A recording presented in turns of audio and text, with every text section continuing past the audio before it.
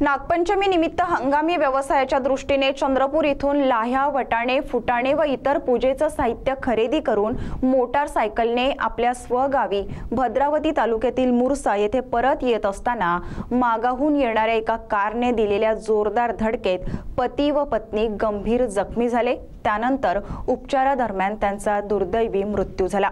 ही घटना चंद्रपूर नागपूर महामार्गावरील साखरवाही फाट्याजवळील ताडाळीच्या CDCC बँकेजवळ रविवारी दुपारी 3 वाजताच्या सुमारास घडली। भद्रावती तालुक्यातील मुरसा निवासी सुभाष पुंडलिक कामतवार वय 45 वर्ष तर गिरजा सुभाष कामतवार वय 42 वर्ष असे मृत दाम्पत्याचे नाव आहे।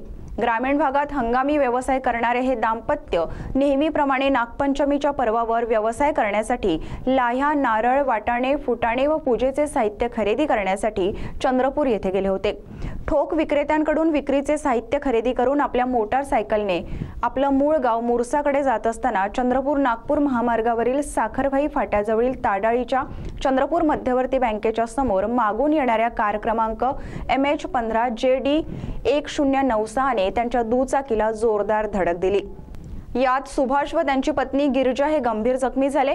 उपचारासाठी त्यांना चंद्रपूरच्या कोल सिटी या खासगी रुग्णालयात दाखल केले, परंतु प्रकृती गंभीर असल्याने त्यांना पुढील उपचारासाठी नागपूरला रवाना केले। या दरम्यान त्यांना वरोरा येथील उपजिल्हा रुग्णालयात नेण्यात आले, तिथे त्यांना मृत घोषित केले। त्यांचे मृतदेह उत्तरीय तपासणीसाठी चंद्रपूर येथील जिल्हा सामान्य रुग्णालयात पाठवण्यात आले आहे। पुढील तपास पोलीस करीत आहे। मृत दाम्पत्याच्या पश्चात 2 मुले, 1 मुलगी व बराच मोठा आप्त परिवार आहे। भद्रावतीवरून जावेद शेख यांची रिपोर्ट।